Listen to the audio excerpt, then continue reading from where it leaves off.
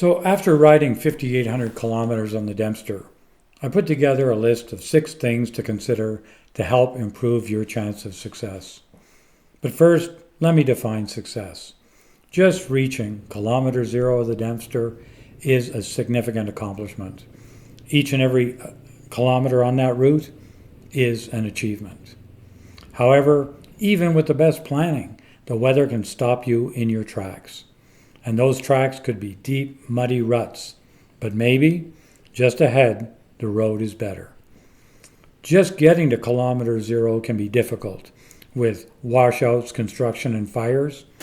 The last time I rode the Dempster in 2022, the most difficult riding of the entire trip was the 50 kilometers south of the start point of the Dempster. But the hardest part is doing that first kilometer from home. And for me, home is Calgary, so it's about 2,700 kilometers to the start. If the Dempster is drenched, the road conditions could be abysmal. If there are high winds, the ferries may not be running. Setting yourself up for success is critical because failure can be very expensive. A tow truck or a recovery could exceed $1,000 easily. Some sort of vehicle coverage, such as a motor association or medical travel insurance, are very good ideas. Now remember, not reaching Tuktoyaktuk is not a failure. It is at most a setback. If it was easy, everybody would do it. And every kilometer you do is most than most riders will achieve as they sit in Starbucks wondering how to get from their couch to the starting line. This video starts with you on your couch right now, probably. Takes you to your computer to do some research, some motorcycle prep, packing, and helps get you to kilometer 0 and hopefully to Tuktoyaktuk and home safely. In the description, there are several links to videos on the budget. There's a video on packing, and there's some other helpful stuff. I have broken this down into 6 main categories, and I'll try to complete this in 20 minutes. There's no specific order, but all of these 6 categories tie into each other. Now, if you get these 6 correct, and with some good weather, you will improve your odds. Now, some of you will leave us here as your threshold has been reached, and I understand that. So scan the 6 things, think about them, and thanks for coming along this far. I'll get some of this right, I'll get some of this wrong, and that's where you come in later on with a helpful comment or question. So let's look at planning. It's obvious, if you fail to plan, you plan to fail. Research is important. This research paper I'm showing here on motorcycling the Dempster is linked in the description. Most people plan this trip for over a year and 87% for more than 2 months. I hit the Dempster about a month after buying an adventure motorcycle. I had not been camping on a motorcycle since 1977, and even that was only one night. The last time I had ridden on gravel, 1980. The other good source of information is YouTube videos, all sorts of them, including this one. But talking to someone that's actually done the Dempster and knows a little bit about your riding skills, that would be really helpful. So in the planning, knowing the milestones on the route is important. In my opinion, this area in the black rectangle can be the worst section.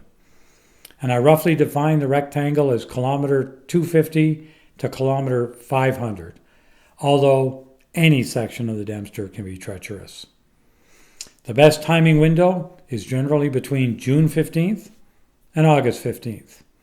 Late August is phenomenal with the tundra changing color and fewer mosquitoes, but the trade-off is less daylight, colder, and a diminished chance of success.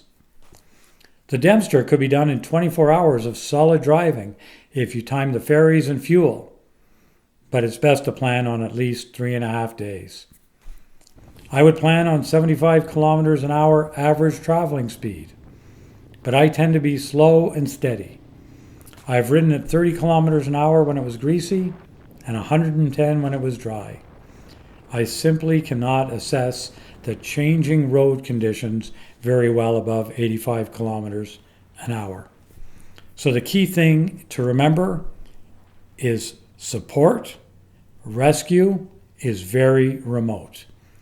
Slower speeds are generally safer, but you might find yourself trying to beat the weather or catch the ferries before they close. Just don't outdrive those rapidly changing road conditions and your abilities. On your way up there, if the weather forecast looks miserable on the Dempster, you might want to ride to Telegraph Creek, maybe do the canal roads or the Top of the World Road first. The Top of the World Road into Alaska through Chicken and to Dawson City is fantastic, and that could buy you a day or two. And if you don't do it at first, it's worthwhile doing it on your way out. Plan on caching gear. You might cache some stuff in Whitehorse, at the start of the Dempster, Eagle Plains, or even in Inuvik, or all four places. Don't carry non-essential items. A lighter load is advisable, especially given the sharp shale on the road. Your camp chair, let's say 2 tents if there are 2 of you, and maybe even your cooking stuff might not be necessary. Just have emergency provisions for shelter, first aid, warmth, and food. Review the sparse cell communication coverage map along the route. This can be good to know as long as carrying a list of relevant contact numbers. Medical facilities are far and few between. If you have a serious medical incident in the Yukon, you will likely end up in Whitehorse. And if it's more serious, Vancouver. If something happens in the Northwest Territories, you will likely end up in Yellowknife or Edmonton. Another good thing to know is as you're traveling through British Columbia, if you're caught doing more than 40 kilometers an hour over the speed limit, your vehicle can be impounded for 7 days. Plus, you pay towing, impound, and the fine. And another thing to know, you're not allowed to stand up on your pegs as you're riding in BC. So just be aware. I know you will stand, just pick your places. And lastly, accept the fact you might have to bail and return another time. Tires are the next thing, and it relates to that previous comment about the sharp shale. Flats are pretty common on the Dempster, so be prepared. Flat tires are the main thing they deal with at the service station at Eagle Plains. I would recommend 50-50 tires, but in most cases, a 50-50 rear tire won't make the entire trip from home. That means you might want to put one on along the way, and Whitehorse is an ideal place to spoon on a fresh 50-50 tire. But you can make the entire trip on 70-30s. I'd probably put a 50-50 on the front because it will make it all the way. Given the sharp shale, some riders carry tires the entire route. Some riders don't even think about tires, and some cache their tires somewhere along the route. If you cache your tires, for example, at kilometer 0 of the Dempster, and one of you slashes a tire at Eagle Plains, it could be a full 10 hours for your partner to retrieve your tire at the start. If you cache the tires in Whitehorse, that's a full 24 hours. If you have an unusual tire size and no spare, you might be 10 days waiting on a replacement.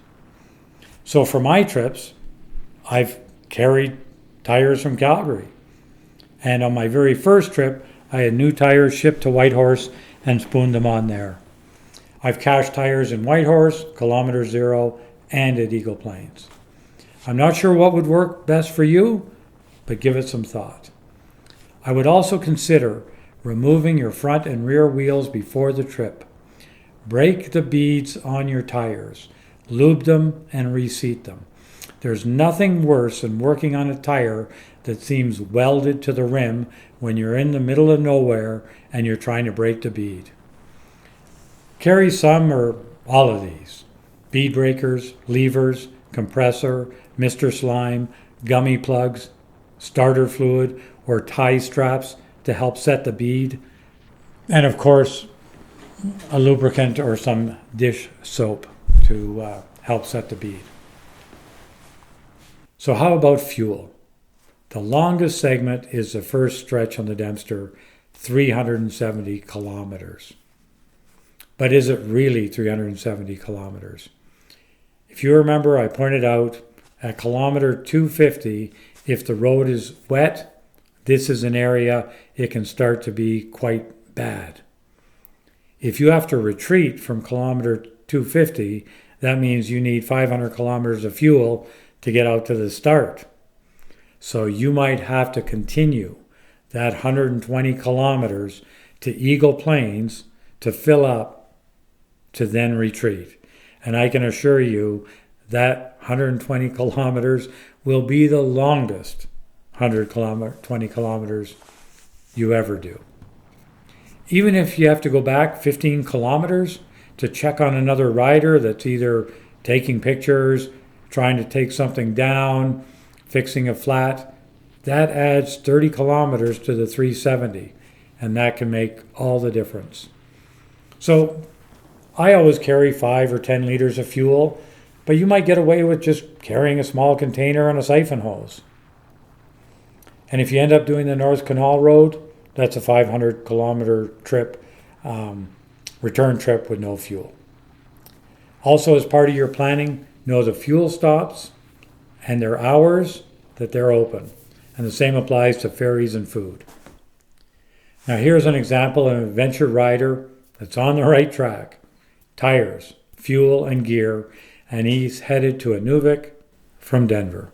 Now your bike prep is important also. Check everything. Change your chain and sprocket early if you have to. Oil and filters. Check all the bolts and make sure everything is snug.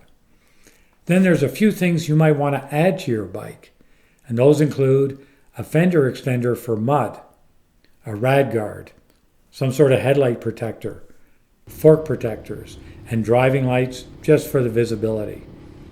There can be lots of flying rock, and the front tire can throw mud into that rad, and sharp bits of shale onto the fork tubes.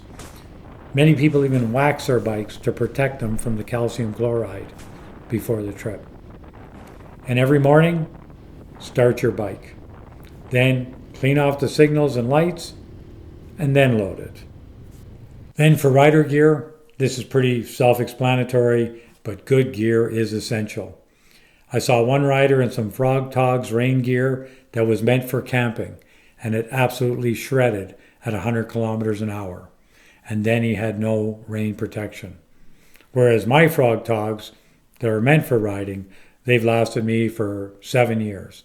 So get the right stuff. You probably also want a dust mask, hearing protection, and expect to have a foggy visor at some point. I use Gillette Edge shaving cream rubbed on and then wiped off my visor, and it works perfectly on my Arai, but my buddy in a Shoei just didn't work for him at all. So think about that, because poor visibility is dangerous. And then, of course, have several pairs of gloves in case it gets wet, the right boots, a dry change of clothes, which means good waterproof packing gear, mosquito repellent, bear spray, sunscreen, and eye protection. And maybe doing a short overnight trip with your gear doesn't hurt as you figure out your setup. The last thing I'm going to cover here is understanding your limitations, and these could be the most important components. First, the physical limitations. Make sure you're well rested. You've probably been riding for several days now, so make sure you are well rested. Good nutrition and hydration. Your circadian rhythm could be thrown completely out of whack with all the daylight, and it's easy to fool yourself to keep riding.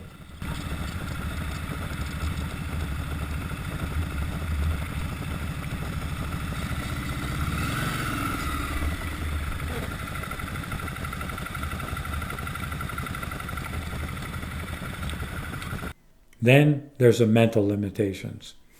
Any lapse in concentration and you can find yourself into the mud, a rut, or loose gravel.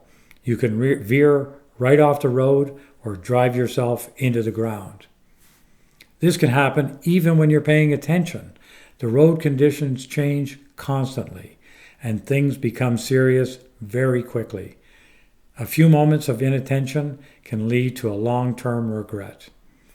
Set reasonable expectations. My Dempster Part 8 video shows just how fast things can become a disaster. And this mental limitation means making good decisions and conducting ongoing real-time risk assessments. And at the same time, every minute you waste could be another kilometer. So I would suggest make the trip about enjoying the ride. Make it about the journey, not the end point. I know it's difficult not to focus on tuk-de-uk-tuk, but it's 880 kilometers from the start, and you still have that first kilometer to do. Attack when the weather is good, and lay low when the weather turns dangerous. You can make it, just parse it out into short segments. If it is sunny and dry, it's going to be dusty. If it drizzles or pours, it will keep the dust down but make things slippery. The wind is your friend as it helps dry the road, but it can also keep the storm stuck in place. But honestly, the experience will be cherished if you experience a little bit of all of this stuff. Just stay focused, razor sharp focused. And that's difficult because the expansive views are incredible. So there you have it. Those are the 6 things to consider to have a successful trip. Planning, tires, fuel, your bike prep, your gear, and knowing your limitations.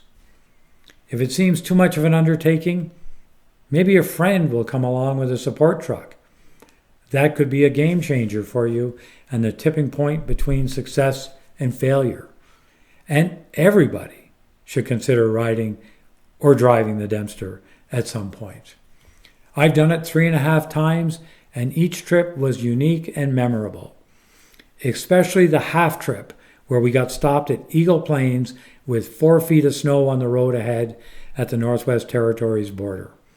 It was early September, so late into the riding season. The scenery was unbelievable. With the leaves changing color, it was as if the tundra was on fire. It was a remarkable success of a failure. And it's the trip I remember most fondly. So that's about it. I hope this helps. Please consider leaving a comment. Each one of these topics could be an hour video, so your questions or comments are appreciated. Your input might help someone else be successful or help me on my next trip. Tackle the trip 1 kilometer at a time, and no matter what, you will have a great adventure. And after all, isn't that what adventure riding is all about?